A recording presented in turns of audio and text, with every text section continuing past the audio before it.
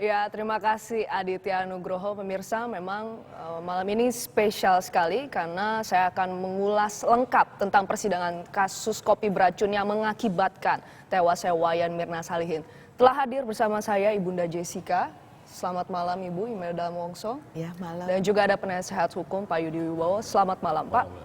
Ya, sebelum kami berbincang-bincang sidang kasus kematian Mirna siang tadi, sudah menghadirkan sejumlah orang pegawai kafe sebagai saksi. Di antara mereka yang bersaksi adalah peracik minuman dan pelayan. Sehat, terima kasih Yang Mulia. Kita lanjutkan persidangan ya. Jaksa penuntut umum menghadirkan pegawai-pegawai kafe sebagai saksi dalam sidang lanjutan kasus racun dalam kopi.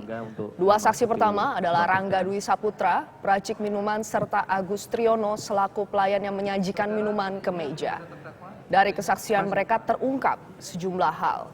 Di antaranya dari 10 pesanan es kopi Vietnam, hanya 1 kopi yang bermasalah, yaitu yang diminum Wayan Mirna Salihin. Selain itu, sidang juga menghadirkan Yohanes Dwi Saputra, keterangan peracik olahan minuman koktail. Terdakwa Jessica memesan salah satu minuman koktail tersebut. Kalau sisanya pas saat kejadian saya dapatnya dari Semi. Masih ada surutannya. Masih ada. Dan saudara katakan dicicipi Devi. Iya betul. Terus diapain lagi? Kalau itu langsung direm. Langsung saja kita akan bertanya langsung dengan ibu kandung Jessica, Ibu Imelda Wongso. Selamat malam Ibu. Malam. Apa kabar Bu? Iya baik. Baik. Bu, Makasih. sedikit tanggapan Bu. Bagaimana nih Bu, Ibu melihat ibaratnya anak Ibu sendiri sekarang sudah ada di meja hijau Bu. Boleh tanggapannya Bu? Ya.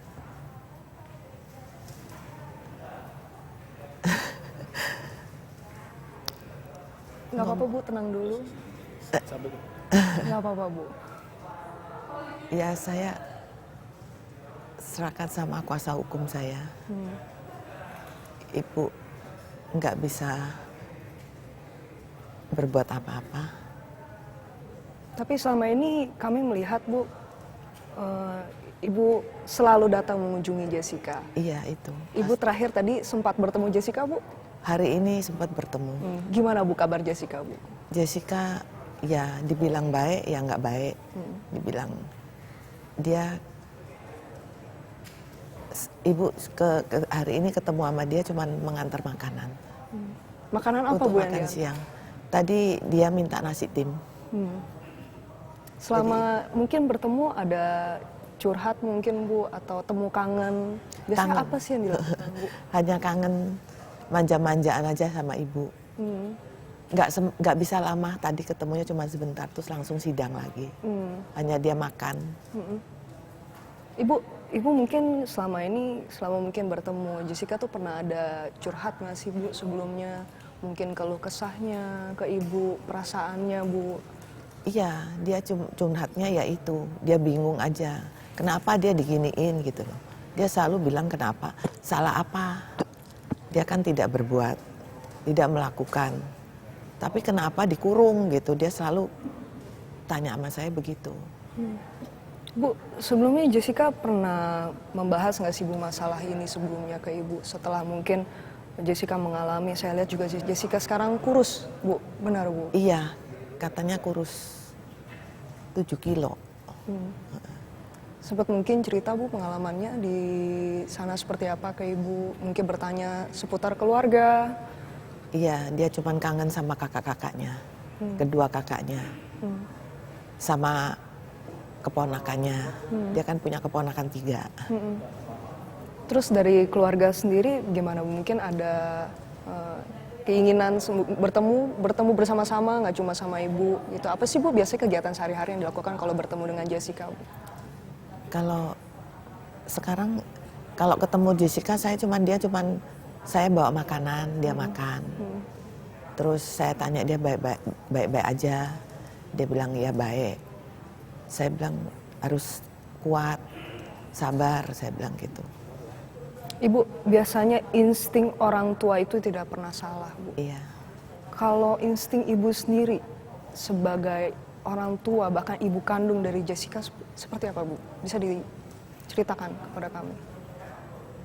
Instingnya, ya saya nggak yakin anak saya berbuat kayak gitu.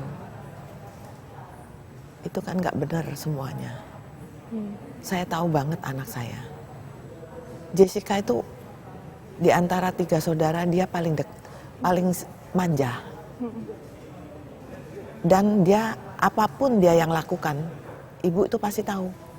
Sebelum dia melakukan juga ibu tahu dia mau ngapain, ibu bisa merasakan gitu.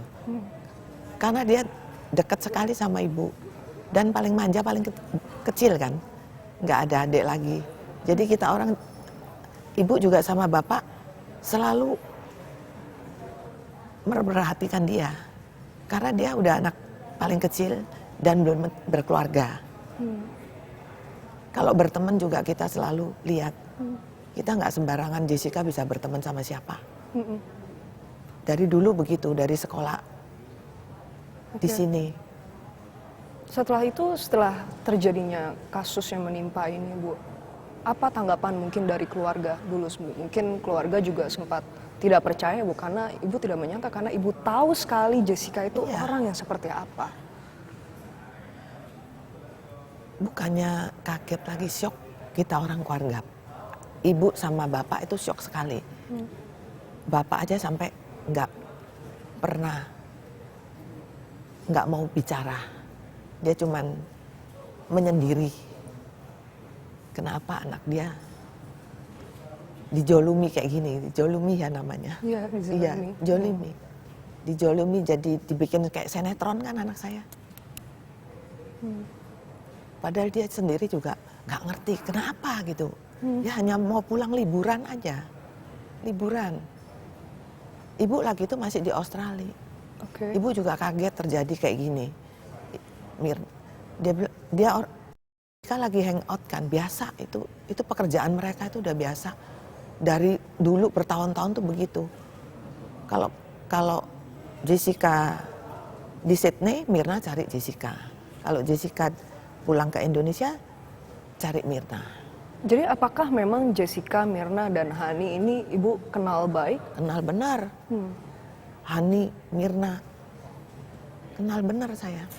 Mirna itu kalau Jessica ke Indonesia, dia selalu jemput ke rumah. Jessica itu tidak pernah boleh sama ibu, sama bapak bawa mobil di Indonesia, di Jakarta. Kalau dia di Jakarta tuh nggak pernah dia pulang bawa mobil. Dia bisa nyetir, tapi kita nggak kasih. Iya, ibu katanya punya ya, Bu, foto bersama dengan Mirna, bersama dengan yang lain. Tapi tunggu, kita akan bahas sesaat lagi. Jadi jangan kemana-mana, pemirsa, tetap di Kabar Hari Ini. Kabar Hari Ini kita lanjutkan dialog bersama Ibunda Jessica Kumala Wongso, Ibu Imelda Wongso. Selamat malam ya, Bu. Bu, kita lanjutin perbincangan tadi. Yang menarik adalah bahwa persahabatan antara Jessica, Mirna, Hani, dan Vera pada saat itu. Dan seberapa kenal sih, Bu, sebenarnya Ibu dengan teman-teman Jessica ini, Bu? Ibu ini kalau di Sydney, dulu waktu mereka masih kuliah, mereka pulang sekolah, suka barengan. Terus ibu jemput, kalau Jessica telepon, ibu jemput di mana ketemu. Seperti yang di foto ini, Bu? Ya, inilah. Ini mereka di GI loh kalau nggak salah, tahun 2011. Jessica lagi hangout begini, mereka itu senang foto-foto. Berarti yang di tengah Hani ya? Yang sebelah kiri? Mira. Oke. Terus, Bu? Jessica kalau lagi ngumpul gini, terus makan, dia selalu kirim ke handphonenya ibu. Dia foto terus kirim. Dia kasih lihat ibu gitu. Jadi pertemanan mereka itu memang seperti apa sih, Bu, ketika di Sydney? Apakah memang Ibu kenal dekat dengan Hani atau Mirna, atau mungkin sebaliknya Jessica juga berkunjung ke rumahnya Mirna? Setahu Ibu seperti apa, Bu? Iya, mereka temen, dibilang deket ya mereka kuliah sampai begitu lama, sampai lulus, sampai wisuda aja sampai bareng, semuanya bareng-bareng. Mereka belajar juga nggak males loh. Sekolahnya nggak naik kelas, jadi bareng-bareng wisuda, ya kan. Nah ini kembarannya. Sandi Salihin. Iya, ini kembarannya. Padahal waktu itu di persidangan sempat ada, kita langsung tanya sejenak nih ke penasehat hukum. Pak Yudi, sebelumnya kami ingin bertanya, ini arti dari foto ini untuk persidangan itu seperti apa? Kedekatan mereka. Ya, pengakuan di persidangan itu kan namanya fakta hukum. Dia fakta hukumnya ngaku tidak kenal. Kenal setelah di persidangan saja. Nah ini kan foto tahun 2011. Sampai sekarang sudah 4 tahun. Apakah mereka memang betul-betul tidak kenal? Berarti kan ada sesuatu yang disembunyikan di dalam persidangan itu. Kenapa begitu? Ya saya kurang tahu. Tanya aja orang yang bersangkutan. Itu kan sudah ada buktinya foto-foto di foto tahun 2011. Gitu. Jadi di pihak klien saya tidak ada sesuatu yang disembunyikan. Semua open. Apakah ini juga dijadikan sebagai bukti di persidangan foto-foto? Bisa juga. Di pasal 5 Undang-Undang IT kan sesuatu data elektronik itu kalau bisa dicetak itu merupakan perluasan alat bukti. Jadi foto ini kan dicetak jelas ini. Ya, tahun 2011. Kalau ngaku tidak kenal kan berarti ada sesuatu yang dibohong. Gitu. Siapa Pak yang waktu itu mengaku tidak kenal? Bisa dijelaskan lebih detail Pak? Ya waktu di persidangan kan mereka ngakunya baru kenal di persidangan itu. Ya itu saja yang saya tahu. Itu kan fakta hukumnya. Ya boleh saja tapi kita nanti kan akan buktikan. Gitu. Kalau misalnya, tapi saya menjelaskan bahwa mereka ini tetap berteman baik untuk 5 tahun Pak. Iya. Lebih dari 5 tahun ya Bu ya. Kalau untuk setahu Ibu berapa lama nih Bu? Mungkin kegiatan mereka, apakah mereka sering belajar bareng? Belajar bareng enggak. Oke. Mereka. Ibu sering bicara dengan Mirna Bu sebelumnya? Kalau ketemu pasti bicara. Seenggak-enggaknya ngomong. Mirna itu kalau saya ketemu dia, kalau dia jemput Jessica ke rumah. Jessica itu selalu dijemput sama Mirna kalau mereka mau pergi. Mirna bawa mobil ke rumah, jemput. Nah, ibu antar Jessica keluar, ibu yang bukain pintu, ibu harus ketemu dia sama siapa, sama Mirna. Mirna di dalam mobil nggak turun, buka jendela, menyapa ibu. Terus ibu samperin dia di pinggir mobil, ngobrol sebentar, terus baru jalan. Terakhir kapan tuh Bu, ibu ngobrol sama Mirna Bu? Terakhir ketemu sama Mirna 2011 ini kalau nggak salah. 2011 iya, ya? Terakhir. Oke. Pak Yudi, jika kita melihat persidangan hari ini, apa tanggapan Pak Yudi? Sidang hari ini sama yang kemarin itu kan jelas sekali bahwa Jessica tidak diketemukan menaruh racun di dalam kopi yang diminum Mirna itu. Diminum Mirna sama Hani. Jadi semakin terbuka kesaksian-kesaksian daripada yang orang-orang yang dijadikan saksi oleh polisi ini. Ada yang tidak ada hubungannya dijadikan saksi, ada yang ada hubungannya dijadikan saksi juga. Dan CCTV itu sudah hampir terbuka semuanya. Tidak benar kalau dibuka hanya 30%. Nah, rangkaian apalagi yang belum dibuka, mari kita tunggu. Pak Yudi, jika tadi kita sempat mendalami persidangan bahwa saksi ini terkesan berbicara berbelit-belit. Berbelit-belit. Kalau tanggapan Pak Yudi melihat itu seperti apa Pak? Ya, kalau orang berbelit-belit kan mengelak. Seharusnya SOP kan ditanya, apakah di Oliver itu ada SOP-nya? Kan saya tanya, apakah ada masuk di sana kerja itu di training dulu? Oh iya, di training. Apakah ada SOP-nya, cara membuat kopi? Ya ada, tertulis atau hanya lisan? Tertulis katanya. Berarti kan sesuatu standar yang baku. Tetapi tadi itu ada yang berbeda. Semuanya itu ngomong susu dahulu dimasukkan gelas, beberapa saksi, ada 3 orang itu. Setelah itu es batu. Nah, untuk kasus saksi Rangga mengatakan bahwa itu es batu dulu baru susu. Nah, itu aja. Hakim sehingga marah kalau berbelit-belit ditanya itu. Baik, Pak Yudi, kita tahan sejenak. Kita akan ulas lagi lebih dalam lagi soal persidangan. Iya. Tapi kita harus jeda dulu sejenak. Jadi jangan kemana-mana. Tetaplah bersama kami. Kita lanjutkan dialog bersama Ibunda dari Jessica Kumala Wongso, Ibu Imelda Wongso.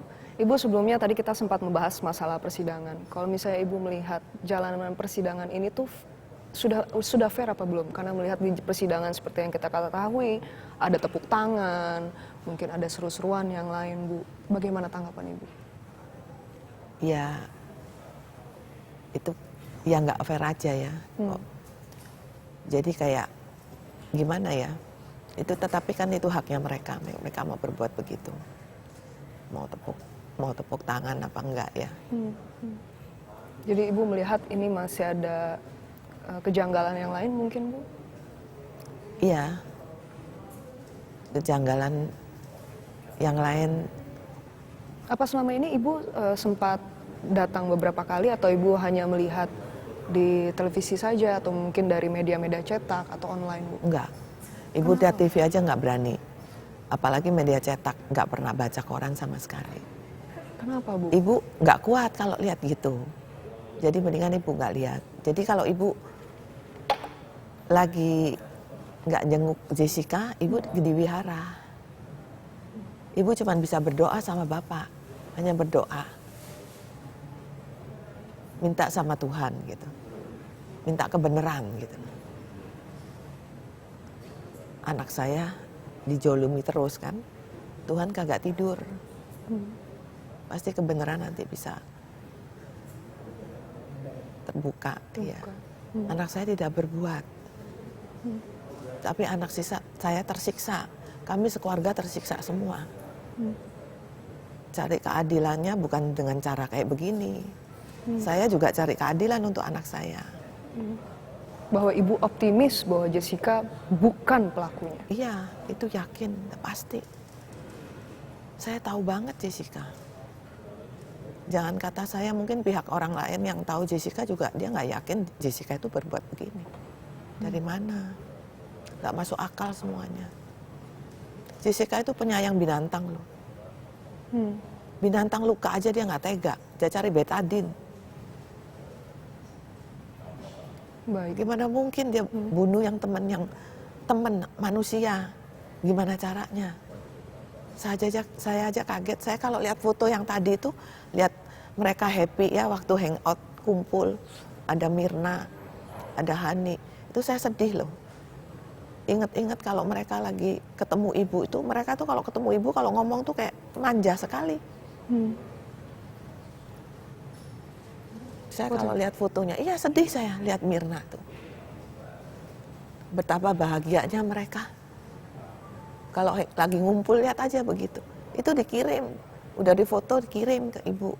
Kasih tahu nih, lagi memang dia kalau pergi sama siapa selalu bilang ibu juga tahu. Mirna selalu jemput, ini dijemput tuh sama Mirna dulu. Baik, oke. Pak Yudi apakah sama nih melihat persidangan ini bahwa ini nggak fair?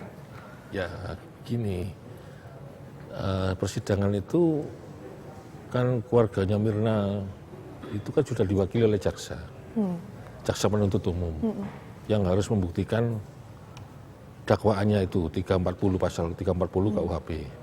Saya rasa mereka harus percaya pada jaksa, pada hakim, tidak perlu pakai supporter, ya, bukan sepak bola ini. Ya. Jadi kalau setiap kali ada supporter tepuk tangan, itu mengganggu persidangan. Saya protes itu di majelis hakim. Nah, majelis hakim memperingatkan. Nah, lalu tadi itu di dalam persidangan pembuktian koktil, bukan pembunuhan berencana. Yang diusut terus tadi koktil yang strong, gentleman. Nah, ini kan menggiring opini publik bahwa Jessica itu waktu itu minum 2 gelas, mabuk ini, mabuk bunuh orang, kan begitu. Nah ini saya ketawa ini. Jadi persidangan koktil ini. Saya boleh berkelakar sedikit ya. Jadi hal-hal yang tidak perlu dibuktikan itu dibuktikan. Seharusnya jaksa mengusut pembunuhan berencana itu, bukan minum koktil yang dibuktikan. Lalu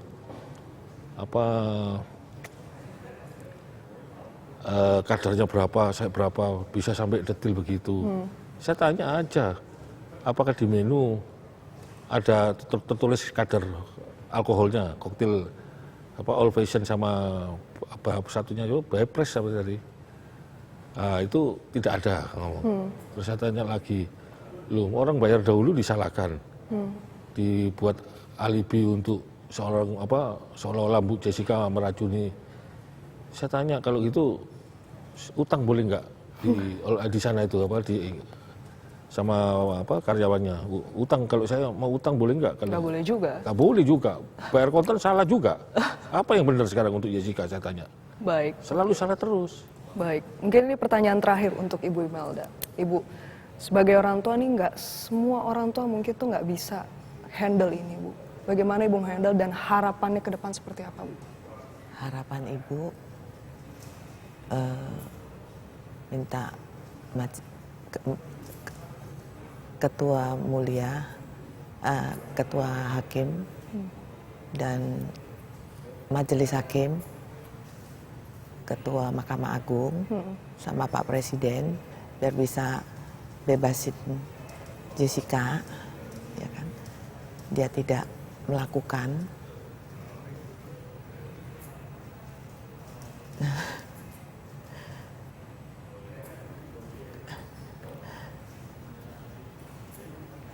Ibu cuman bisa berdoa tiap hari sama Bapak. Hanya berdoa minta bantuan, minta kebenaran. Baik ya, tentunya kita semua berdoa supaya sidang ini berjalan dengan lancar Iya. dan seadil-adilnya. Keadilan untuk kedua belah pihak juga tentunya ya.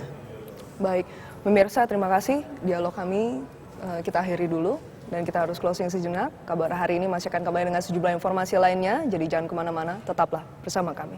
Terima kasih Ibu. Terima kasih.